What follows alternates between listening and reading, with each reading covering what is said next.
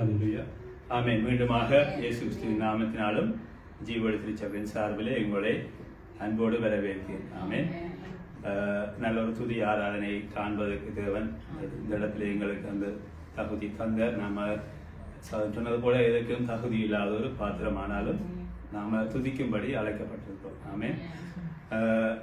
இது ஒரு லெந்து நாட்களின் காலங்களாக இருக்கிறவங்க, அது இப்போ 18 நாட்கள் ஓடி போயிட்டு சரிதானே. இப்போ லெந்து நாட்களின் நாட்களாக இருக்கிறதுனால கிறிஸ்துவை குறித்து நாங்கள் கொஞ்சம் தியானிப்போம்னு சொல்லி நான் பார்த்தேன். என்னன்னு சொன்னால் அதிகமாக லெந்து நாட்களில் எனக்கு பிரசங்கம் குறைவானாலும் இந்த நாட்களில் தந்தது அதை நான் சரியாக பயன்படுத்தணும். சில வேளையில் சில காரியங்கள் நாங்கள் அநேக காரியங்கள் நாங்கள் கற்றிருக்கிறோம். என்ன சொன்னால் நாங்கள் ரட்சிக்கப்பட்ட நாங்கள் எங்களுக்கு இயேசு கிறிஸ்துவை குறித்து தெரியும், வேதத்தில் இருக்க அநேக காரியங்கள் தெரியும். ஆனாலும் என்னன்னு சொன்னால் நாங்கள் மீண்டும் மீண்டும் அதை கற்றுக்கொள்வது, அதை வாசிக்கிறது எல்லாருக்குமே பிரயோசனமாய் அமையும். நாங்கள் இன்றைய நாளிலையும் எடுத்துக்கொள்வோம். யோவான் புஸ்தகத்தை எடுத்துக்கொள்வோம். யோவான் 6 எடுத்துக்கொள்ளுங்கள். 6:48 அதில் இருக்க ஒரு வசனத்தை நாங்கள் வாசிப்போம். 134 பகுதியில் இருக்கிறது.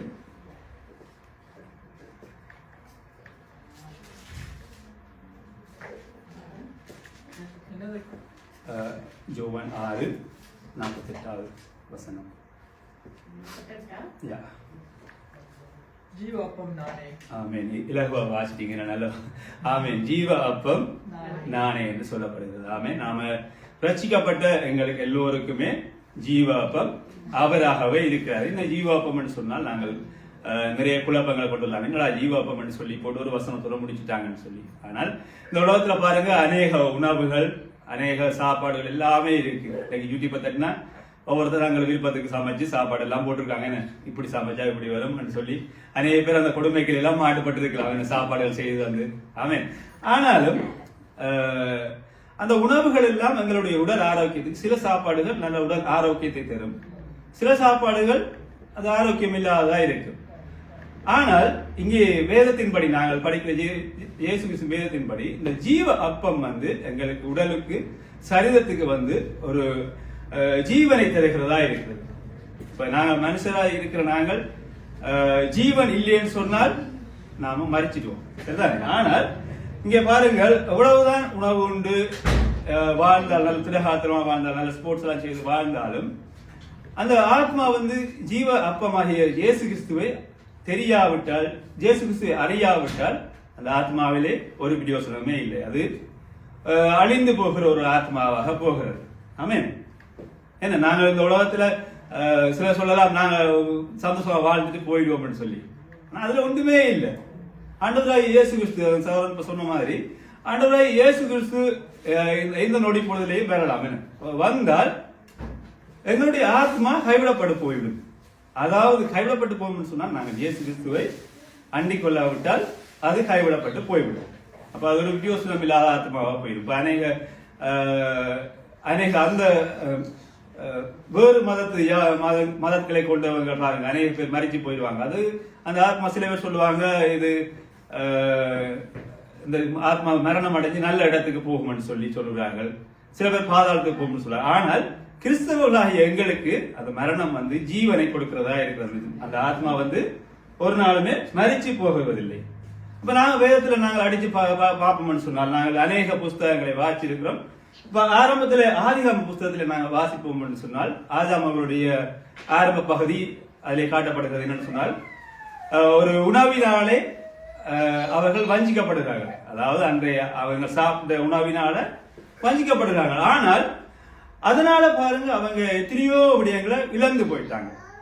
ஆமென். அப்ப ஆதாம் அவர்கள் இயேசு கிறிஸ்துவோடு உறவாய் இருந்தார். ஜீவாப்பமாக இயேசு கிறிஸ்துவோடு உறவோடு இருந்தாங்க. கர்த்தருக்கும் அவர்களுக்கு நல்ல தொடர்பு இருந்துச்சு. அதே போல அவர்களுக்கு ஒரு ஐக்கியம் இருந்துச்சு. மற்றது ஒரு பாருங்க, முக்கியமானது அழிவில்லாத ஒரு வாழ்க்கை, ஜீவ வாழ்க்கை. என்ன ஒரு ஜீவ வாழ்க்கை இருந்துச்சு, அதை அவர்கள் இழந்து போய்விட்டார்கள்.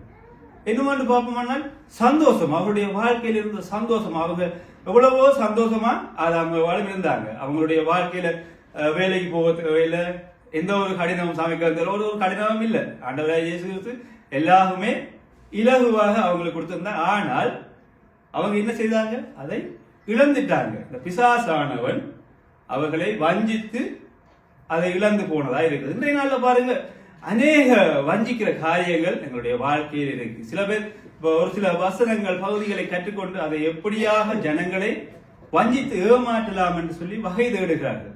இப்ப நாம அதுக்குள்ளெல்லாம் இழந்து போகக்கூடாது. என்னன்னு சொன்னால் எங்களுடைய வாழ்க்கையில் ஜீவனை இழந்து விட்டோம் என்று சொன்னால் அதிலே ஒரு பிரயோசனமே இல்லை. என்ன பிரதர் என்ன யோசிக்கிறீங்க? கணக்கா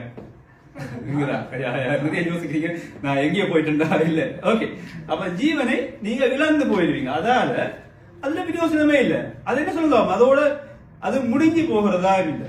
ஒரு சில பகுதிகளை நாங்கள் பார்க்கிற போது அது சந்ததி சந்ததியாய் கடந்து போகிறதா இருக்கிறது. ஆதாமோட முடியல, இப்ப என்னோட முடியல, எனக்கு பின்னால் வருகிற சந்ததிக்கும் கடந்து போகிறது. ஏன்னு சொன்னால் ஆதாமவள் செய்த பாவம் வந்து எங்களுடைய சந்ததிக்கும் வந்ததாய் இருக்கிறது. என்ன அப்ப அதனால நாங்கள் எப்பவுமே மிகவும் ஜாக்கிரதையா இருக்கணும். அதாவது நாங்கள் எதற்குமே தகுதி இல்லாத எங்களுக்கு அந்த ஒரு ஜீவ ஆத்மாவை கர்த்தர் தந்திருக்கிறார். ஆமே, நாம அதாவது பாப்போம்னு சொன்னால் நாங்கள் புறஜாதிகளா இருந்த எங்களுக்கு அந்த ஒரு பாக்கியத்தை கர்த்தர் தந்திருக்கிறார். ஆமே, நாம அதை போன முறை நலின்புற படிப்பிக்கும் போது நான் கொஞ்சம் பயங்கரம் அப்செட் ஆயிட்டேன். என்னன்னு சொன்னால் நாம அனாதரவாய் போயிடக்கூடாது. நாம அவர் கர்த்தர் தந்ததை நாங்க சரியா வச்சிருக்கணும். என்ன, நீங்க சில இடங்கள்ல வேலை செய்றீங்க, நீங்க உங்களுக்கு தந்திருக்க பொசிஷனை நாம தான் பாதுகாத்துக் கொள்ளணும். நாம ஷெஃபா இருக்கிறோம், நான் பொறுப்பா இருக்கிறேன்னு சொல்லி போட்டு நாம எங்களை விளையாட்ட நடக்கூடாது. ஆமே, நாம எங்களுடைய ஆண்டவர் எங்களுக்கு தந்திருக்கிற ஒரு மிகவும் விலை, அதுக்கு ஒரு விலையை சொல்ல முடியாது. ஆனா அந்த விலை உயர்ந்த ஒரு பாத்திரத்தை எங்களுடைய கையிலே தந்திருக்கிறார். ஆமே, நாம நீங்க இஸ்ரவேல் ஜனங்களை நான் கொஞ்சம் கொஞ்சமா சொல்லித்தரேன், அதிக நேரம் எடுக்காதபடி சுருக்கமாக சொல்லித்தரேன், அவ்வளவுதானே. இஸ்ரவேல் ஜனங்களை குறித்து நீங்கள் பார்க்கிற வேளையிலே அங்கே வானத்திலிருந்து அவர்கள் பசியில் இருந்த போது மன்னா அவங்களுக்கு கிடைச்சிச்சு. ஆனா அந்த மன்னாவை குறித்து நீங்கள் பார்க்கிற போது அங்கே வேதத்தில் எழுதப்பட்டிருக்கு, நான் எந்த பாகியம் சொல்ல கொண்டு இல்லை, ஆனா அதுல சொல்லப்பட்டிருக்கிறது அந்த மன்னா வந்து அடுத்த நாள் என்ன செய்கிறது, பழுதா போயிடும். அண்டண்டாடு அவங்க சேர்க்கிறாங்க, சாப்பிடுறாங்க. ஆனால் அது எங்கிருந்து வந்தது, வானத்திலிருந்து வந்தது. எங்களுடைய இயேசு கிறிஸ்து எங்கிருந்து வந்தார், வானத்திலிருந்து வந்தார். அவர் தேவகுமாரனாய் இருந்தார். அப்ப எங்களுக்காக அந்த உணவு வந்து ஒரு பாருங்க, அன்றைக்கு இஸ்ரவேல் ஜனங்களுக்கு கிடைத்த உணவு வந்து அடுத்த நாள் பழுதா போச்சு. ஆனால் பாருங்க, இன்றைய நாள்லயும் நாம ஏதாவது ஒரு சாப்பாடு செய்து வெளியில வச்சோம்னு சொன்னால் அதுவும் கெட்டு போயிடும். அப்ப எங்களுடைய வாழ்க்கையிலே நாம எங்களுடைய சரீரமாகிய உடலை நாங்கள் எல்லாவற்றையுமே சரியாக பாதுகாப்பாக வச்சிருக்கணும். அது கெட்டு போயிட்டுன்னு சொன்னால் அது என்ன சொல்றோம், நாங்க அதை வச்சிருப்போமா இல்லைன்னு. ஒரு சரீரம் மறுத்து போயிட்டுன்னு சொன்னா நாம அதை உடனே வீசிடுவோம். அப்ப அத மாதிரி அப்ப எங்களுக்கு அதாவது இயேசு கிறிஸ்து அப்பமாக எங்களுக்கு வந்தார், அடிக்கப்பட்ட ஆட்டுக்குடியாவன. ஆனால் அது வந்து காலங்காலமாய் அழியாத ஒரு பாத்திரமாய் அவர் எங்களுக்கு அடிக்கப்பட்ட ஆட்டுக்குட்டியானவராய் இருக்கிறார். அப்ப பாருங்க, இன்றைய நாட்கள்ல லெந்து நாட்கள்ல அநேக பேர் அதை குறித்து அநேக பகுதிகளை பேசுகிறார்கள். கிறிஸ்து எங்களுக்காக அடிக்கப்பட்டார், நொறுக்கப்பட்டார், எங்களுக்காக பார சிலுவையை சுமந்தார் சொல்லி, ரத்தம் சிந்தினார் சொல்லி. அப்ப அவருடைய கண்ணீரை குறித்து பார்க்கிற போது எவ்வளவு மனம் கசந்து கண்ணீர் சொரிகிறவராய் இருக்கிறார். நாம ரஞ்சித் பிரதேர் முன்னாள் படித்தார். அதாவது அவருடைய கண்ணீர் வந்து எவ்வளவோ நெருக்கத்தின் மத்தியில அவர் கண்ணீர் சிந்துகிறவராய் இருக்கிறார். அதே போல அங்கே ஒரு உப்பு ஒரு கீரையில போட்டு சாப்பிட்டா எப்படி இருக்கு, நீங்க சாப்பிடுவீங்களா?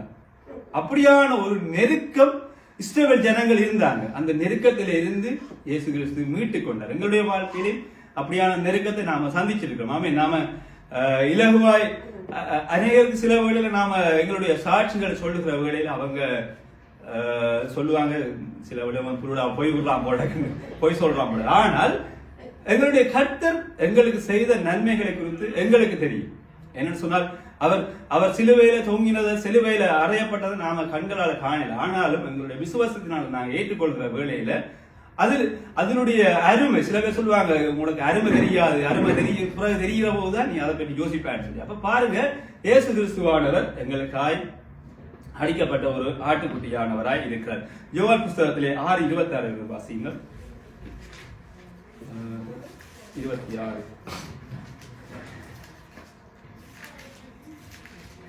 இயேசு அவர்களுக்கு பிரயோஜனமாக, நீங்கள் அற்புதத்தை கண்டனால் அல்ல, நீங்கள் அப்பம் புசித்து திருப்தியானதுனாலே என்னை தேடுங்கள் என்று மெய்யாவே மெய்யாவே உங்களுக்கு சொல்லுங்கள். அப்ப பாருங்க, இஸ்ரவேல் ஜனங்களை பார்த்து, அதாவது அவருக்கு பின்னால ஒரு சில ஜனக்கூட்டங்கள், அவருக்கு பின்னால ஒரு ஜனக்கூட்டங்கள் வருகிறதாய் இருக்கிறது. அதாவது ஆண்டவராய் இயேசு கிறிஸ்து அந்த காலத்திலே வாழ்ந்த காலத்திலே அவருக்கு பின்னால் அவர் நிறைய அற்புதங்களை செய்து கொண்டிருந்தார். அங்கே நீங்கள் இந்த பகுதிக்கு முன்பாக நீங்கள் வாசிப்பீங்கன்னு சொன்னால் அங்கே 4 மீனை அப்பத்தையும் அவர் அங்கே வந்திருந்த நிறைய ஜனங்களுக்கு பகிர்ந்து கொடுத்தவராய் இருக்கிறார். அப்ப இதை பார்த்த ஜனங்கள் எல்லாம் என்ன செய்கிறார்கள் சொன்னால் அவருக்கு பின்னாலே போறாங்க. இன்றைக்கு அநேக ஜனங்கள் என்ன சொல்கிறார்கள் சொன்னால் அவர் எங்களுக்காக தந்த ஜீவனை குறித்து அவர்களுக்கு தெரியாது, ஆனால் அவர் செய்கிற அற்புதங்களை குறித்து சில வேளையில ஆண்டவராய் இயேசு கிறிஸ்து எங்களுக்கு போஷிக்கிறார் தானே, தினமும் நாம வேலைக்கு போறோம், வாரம் போறோம், எங்களுக்கு போஷிக்கிறார் தானேன்னு சொல்லி அந்த ஒரு யோசனையில அவங்க இருப்பாங்க. அதாவது கர்த்தராகிய இயேசு கிறிஸ்து எங்களுக்கு விலையேறப்பெற்ற ரத்தத்தினாலே மரித்தார், உயிர்த்தெழுந்தார் என்று சொன்ன ஒரு அவங்களுக்கு அந்த அதனுடைய வலிவு தெரியாது, பெருமதி. பெருமதி தெரியாதனால அவங்க நினைச்சுக்குவாங்க இவருக்கு பின்னால போனா இல்ல இவரை பின்பற்றினா நாம வடிவா சந்தோஷமா வாழலாம். ஆனால் மரணத்துக்கு பிறகு வார காரியங்களை குறித்து அநேகர் நாங்கள் யோசிக்கிறது இல்லை. ஆமென். அப்ப இன்றைய நாட்களில் நாங்கள் அதை குறித்து யோசிப்போம். எங்களுக்கு இயேசு கிறிஸ்து எங்களுக்கு தினமும் போஷிக்கிறதுக்கு உணவை தருகிறார், வேலையை தருகிறார், இருப்பிடத்தை தருகிறார், அநேக பகுதிகளை எங்களுடைய வாழ்க்கையில செய்கிறார் தான், இல்லைன்னு சொல்லல, அதை நாங்க பார்க்கிறோம். ஆனால் அவர் எங்களுக்காக அடிக்கப்பட்டார் என்று சொல்லி அவங்க பார்க்கிறது, அவங்களுடைய அற்புதங்களை பார்க்கிறாங்க. அப்ப ஆண்டவர் சொல்லுகிறார், மெய்யாகவே மெய்யாகவே உங்களுக்கு சொல்லுவேன் என்று சொல்லுகிறார். அந்த அப்பத்துக்காகவே அவர்களுக்கு பின்னால அந்த ஜனங்கள் போனதாக சொல்லுகிறார். அப்ப நாம இன்றைய நாட்கள்ல நாங்க எங்களுடைய வாழ்க்கையில நாங்கள் எங்களுடைய இதயத்தில் நாங்கள் எடுத்துக்கொள்ள வேண்டிய விடயம் என்னன்னு சொன்னால், நாம அதற்காக பின்னுக்கு போகக்கூடாது. இன்மையில இல்ல, மறுமையிலான காரியங்களை குறித்து நாங்க பார்க்கணும். அப்ப இயேசு கிறிஸ்து எங்களுக்காக அடிக்கப்பட்டார். ஏன்? எங்களுடைய மறுமையின் வாழ்க்கைக்காக. என்னன்னு சொன்னால் அவர் நீதிபரராய் இருக்கிறார். அப்ப பாருங்க, அவர் நீதி செய்யும்படியாய் இந்த லோகத்துக்கு வந்தவராய் இருக்கிறார். அப்ப பாருங்க, ஏன் அவர் அடிக்கப்பட்டார் சொன்னால் எங்களுக்காக சமாதானத்தை தரும்படியாக, எங்களுடைய பாவத்தை மீட்டுக் கொள்ளும்படியாக. ஆமே, நாம இந்த உலகத்துல யாருமே சமாதானத்தை எங்களுக்கு தர முடியாது. எத்தனையோ ராஜாக்கள் வரலாம், இன்றைக்கு நாங்க காஜ மாதிரி ராஜாக்கள் வரலாம், சமாதானத்தை கொண்டு வரலாம், திருப்பியும் சமாதானத்தை குழாச்சி போடலாம். இப்படியாக காலம் கடந்து கொண்டு போகலாம். நாங்கள் எல்லாமே நெருக்கத்துல தான் வாழ்ந்து கொண்டிருக்கோம். ஆனால் ஒரு ஆண்டவராய் இயேசு கிறிஸ்து எங்களுக்காக வைத்திருக்கிற ஒரு ஆசீர்வாதம் என்ன சொன்னால், அந்த நெருக்கத்திலே எங்களுக்கு ஒரு விடுதலையை தருகிறவராக இருக்கு. நாங்கள் இன்றைக்கு தான் பாடணும், நெருக்கத்தில் இருந்தேன் எங்களுக்கு விசாலத்தை வைத்தேன். நான் அப்ப ராக்கன்னு பாடினேன், நெருக்கத்தில் இருந்து எனக்கு விசா தந்து வைத்தீரன்னு சொல்லி நான் பாடினேன். அப்ப பாருங்க, ஒவ்வொருடைய வாழ்க்கையிலேயும் ஆண்டவராய் இயேசு கிறிஸ்து என்ன செய்கிறார் சொன்னால் விடுதலையை தருகிறவராய் இருக்கிறார். ஆமென். இப்ப நாம தினமும் எங்களுடைய வாழ்க்கையில் நாம என்ன தேவையோ அது எல்லாவற்றையுமே எங்களுக்கு தந்து உதவி செய்கிறவராய் இருக்கிறார். அதே போல எங்களுடைய காரியங்களை வாய்க்க பண்ணுகிறவராய் இருக்கிறார். அப்ப நாம பாருங்க, அந்த வேதத்துல ஒரு வசனம் சொல்லப்படுது, கீழே விழுந்த துளிகளையாவது எங்களுக்கு கிடைக்குமா என்று சொல்லி அநேக நெருக்கத்தோடு இருக்கிறாங்க. ஆனால் எங்களுக்கு அந்த ஒரு பாக்கியத்தை கர்த்தராகிய இயேசு கிறிஸ்து தந்திருக்கிறார். ஆமென். அப்ப நாம அதை நாங்கள் போன முறை நடைமுறை சொல்றார், சில விடயங்களை குறித்து நாம அசட்டை பண்ணக்கூடாது. நாம எந்த ஒரு காரியத்தை செய்கிற வேளையிலையும் அசட்டை பண்ணாதபடி நாம செய்யணும். அதாவது நாம பரலோகத்திலிருந்து இறங்கி வந்த தேவதூதர்கள் அல்ல, ஆனாலும் நாம மனம் திரும்ப வேண்டிய காரியம் அநேகம் உண்டு. அப்ப எங்களுக்காக ஒருவர் வந்து, இப்ப நீங்க ஒரு தவறை செய்தீங்க, உங்களுக்காக ஒருவர் வந்து கோர்ஸ் சொல்ற, நான் உனக்காக நான் ஜெயில இருக்கேன்னு சொல்லி ஒரு சொல்றாருன்னு சொன்னால் அவரை குறித்து நீங்க எப்படி சொல்லுவீங்க? அடே, எனக்காக வந்து ஒருதான் வந்து வாரானே, எனக்காக ஒருதன் வாதாடுறான் என்று சொல்ற பொழுது அதனுடைய பெருமதி வந்து சொல்ல முடியாத பெருமதி. ஆமே, நம்ம கர்த்தராகிய இயேசு கிறிஸ்து எங்களுக்காக வந்து ஒரு நல்ல ஒரு மேய்ப்பனாக சொல்லாம அவர் எல்லா விதத்திலையுமே தகுதியானவர். ஆமே. அப்ப நாம அதை குறித்து எப்பவுமே எச்சரிக்கையா இருக்கணும். அப்ப நாம அதை கைவிட்டக்கூடாது. நாங்கள் எடுத்து வாசிப்போம் ரோமர் 14:17.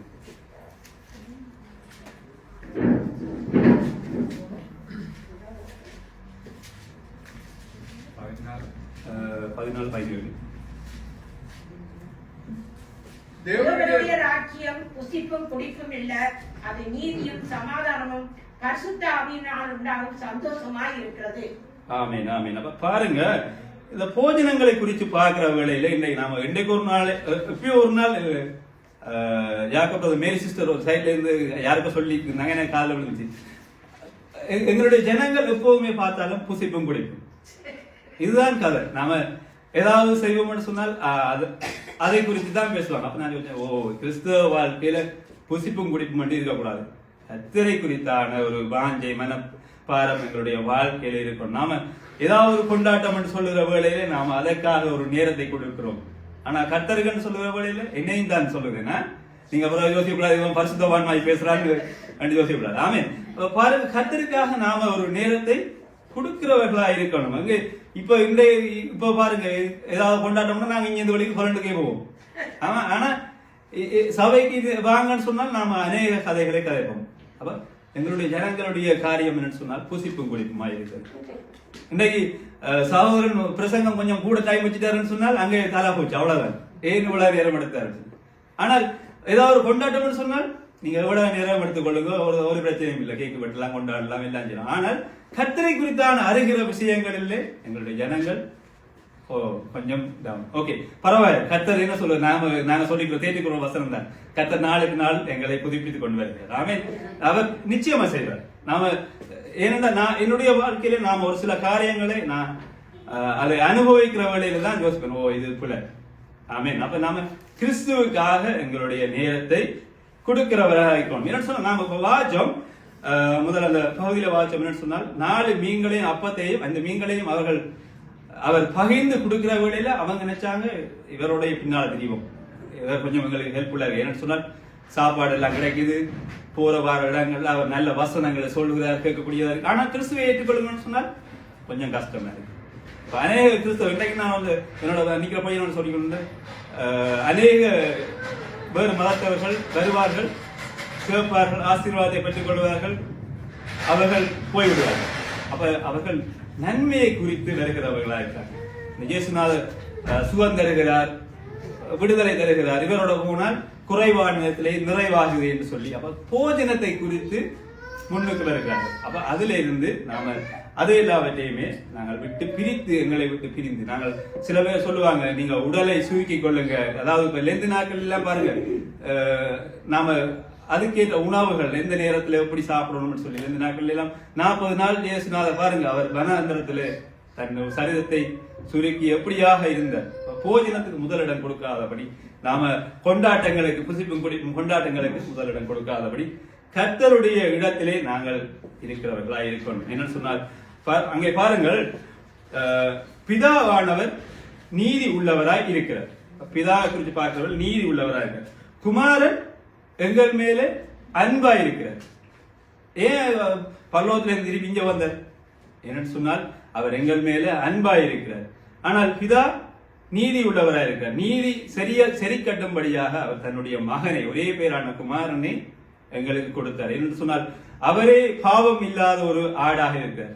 ஆமே, நாம அங்கே பாருங்கள், பலி செலுத்துகிற வேளையில் அவர்கள் எப்பவுமே ஒரு பழுது இல்லாத ஒரு ஆட்டைத்தான் பலி செலுத்துவார்கள், பழுது இல்லாத ஒரு காளையைத்தான் பலி செலுத்துவார்கள். ஏன்னு சொன்னால் ஒரு குறைவு இருக்கக்கூடாது, பாவம் இருக்கக்கூடாது என்று சொல்லி பார்ப்பார்கள். அப்ப எங்களுடைய வாழ்க்கையிலேயும் இயேசு கிறிஸ்து அவர் எதிர்பார்க்கிறார் என்று சொன்னால் எங்களுடைய பாவமான வாழ்க்கையை நாங்க விட்டு விலகணும். அதாவது கோபம் கொள்ளுதல், பொறாமை, எரிச்சல், அப்படியான அநேக காரியங்கள் சொல்லிக்கொண்டே போகலாம். அப்ப அது எல்லாவற்றையுமே விட்டு விலகணும். ஏன்னு சொன்னால் நாங்கள் கிறிஸ்துவை போல நாம பாடுவோம், கிறிஸ்துவை போல மாறணுமே சொல்லி நாங்க பாடுவோம். ஆனால் அதை செயற்பாட்டில் கொண்டு வரணும். ஆமென். ஏன்னு சொன்னால் கிறிஸ்துவானவர் எங்களுக்காக அடிக்கப்பட்டவராய் இருக்கிறார். ஹல்லேலூயா. அங்கே பாருங்கள், கிறிஸ்துவானவர் தன்னுடைய ஒரே பேரான குமாரனை எங்களுக்காக கொடுத்திருக்கிறார். அப்ப அது என்ன சொல்றது, இப்ப நீங்க உங்களோட குடும்பத்துல ஒரே ஒரு மகன் தான் இருக்கான், ஒரே ஒரு மூத்த மகன் தான் இருக்கான், அவனுக்கு நீங்க என்ன செய்வீங்க? அவர் ஒரு மேன்மை, அவனுக்கான மேன்மை கூடவா இருக்கு, அவனுக்கான இடம் கூடவா இருக்கு. பாருங்க, அதை அவர் பாருங்கள் குமாரனை கொடுத்து எவ்வளவு நாங்கள் அதை பெற்றுக் கொள்கிறதுக்கு நாங்கள் எவ்வளவு பாக்கியவான்களாய் இருக்கிறோம். ஆமென். ஏன்னு சொன்னால் நீங்கள் வேதத்திலே பாப்பீங்களான்னு சொன்னால் யூதர்களுடைய நியாய பிரமாணத்தின்படி, ஆமென், நியாய பிரமாணத்தின்படி நாங்கள் தண்டிக்கப்படத்தக்கவர்கள். நாம என்ன சொன்னால், நாம ரஞ்சித் பாட்டி படிக்க நாங்கள் தாயின் கருவில் தோன்றும் முன்னமே, அதாவது சிலுவையில் இயேசு கிறிஸ்து அறையும் போதே எங்களுடைய பாவத்துக்கான சம்பளம் அங்கே எல்லாமே வழங்கப்பட்டாச்சு. அப்ப பாருங்க, நாங்கள் எவ்வளவு விசேஷித்தவர்களாய் இருக்கிறோம். நாம அதை எல்லாத்தையுமே நினைச்சு பார்க்கணும். நாம இந்த லெந்து நாட்கள்ல மட்டும்தான் அதை குறித்து நினைத்து பார்க்கிறவர்களா இல்லாதபடி எப்பவுமே அதை குறித்து நினைத்து பார்க்கிறவர்களா இருக்கிறார். அதாவது பாருங்க, இயேசுநாதர் இந்த உலகத்தில் இருக்க எல்லாருக்காகவும் அவர் அடிக்கப்பட்டார். பாத்தீங்களா? நீங்க ஒரு ஒரு ஜாதியோ அல்லது உயரவோ கரப்போ குட்டியோ அப்படியான ஒரு காரியம் இல்லை. அவர் எங்கள் எல்லாருக்காக, உலகத்தில் இருக்க எல்லாருக்காக. அதே போல இரண்டாவது காரியம், அவர் எனக்காய் அடிக்கப்பட்டார். ஆமே, நீங்க ஒவ்வொருவரும் உங்களை சொல்லிக்கலாம், இயேசு கிறிஸ்துவானவர் எனக்காய் அடிக்கப்பட்டவராய் இருக்கிறார். அது மட்டும் இல்லை, அவர் பாருங்கள், பிசாசின் தலையை நசுக்கிறவர்களாய் இருக்கிறார். ஆமே, அப்ப பாருங்க, ஒரு பெரிய ஒரு காரியத்தை எங்களுடைய வாழ்க்கையில இயேசு கிறிஸ்து செய்யும்படியாக இந்த உலகத்துக்கு அவர் வந்தார் என்று சொன்னால், அவருடைய மீண்டும் வருகிறதுக்கான சூழ்நிலைகள் அநேகம் உண்டு. ஆமே, பாருங்க, பிசாசானவன் எங்களை எப்படியாய் வஞ்சித்து போடும்படியாய் வருவான். நாம் அதுக்கெல்லாமே அலர்ட்டா இருக்கணும். நாங்க முதல் படித்த போல ஆதாமுடைய வாழ்க்கையில எப்படி குழப்பத்தை கொண்டு வந்தானோ அதே போல அவன் இலகுவா கொண்டு வந்துடுவான். சில கிறிஸ்தவர்கள் சில சொஃப்டா இருப்பாங்க, அவங்களெல்லாம் ஈஸியாகவும் மடக்கிடுவான். டக்குன்னு அதை சொல்லி அப்ப எங்களை விழுத்தி போடுகிறதா இருக்கிறது. மீண்டும் எடுத்துக்கொள்ளுங்கள், யோவான் 6:29 எடுத்துக்கொள்ளுங்கள். 6:29. இயேசு அவர்களுக்கு பிரியத்திரமாக அவர் அனுப்பினவரை நீங்கள் விசுவாசிப்பதே தேவன் கேட்ட கிரியாயா இருக்கிறது என்றார். ஆமென்.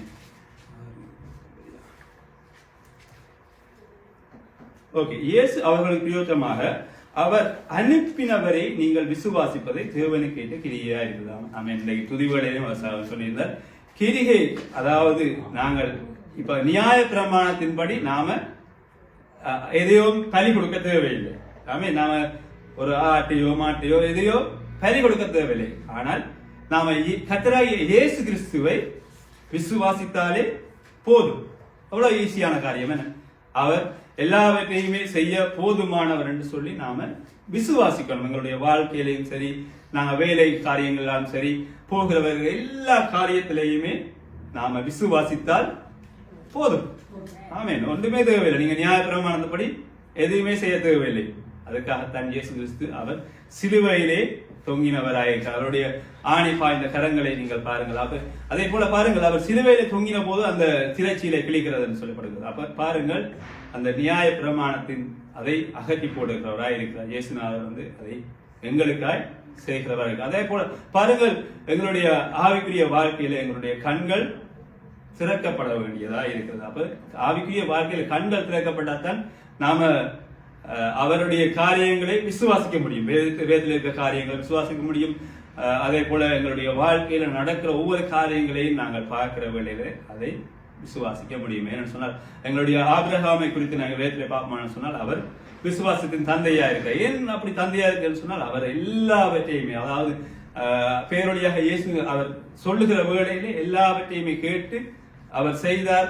என்னுடைய கர்த்தர் எனக்கு ஆரம்பத்தில் அவருடைய விசுவாசம் கொஞ்சம் குறைவாகத்தான் இருந்தது. என்னன்னு சொன்னால், அதாவது பிள்ளை காரியத்தை குறித்து பேசுகிற வேளையிலே, ஆனால் பின்னான காரியங்களை பார்க்கிற வேளையிலே அவருடைய விசுவாசம் மேன்மையா இருந்தது. அதே போல யோபை குறித்து பார்க்கிற வேளையில் யோபு ஆரம்பத்திலிருந்தே ஒரு விசுவாசியா இருந்தார், நல்ல ஒரு விசுவாசியா. எவ்வளவுதான் பக்கத்தில் இருக்கிறவன் நோண்டி நோண்டி எதை சொன்னாலும் பரவாயில்ல, அவருடைய விசுவாசத்துல திடமா இருந்தார். என்னுடைய கர்த்தர் அவரே எனக்கு பரிகாரி, ஜீவாப்பம் அவரே என்று சொல்லி அவர்களே ஒரு விசுவாசமாய் இருந்தார்.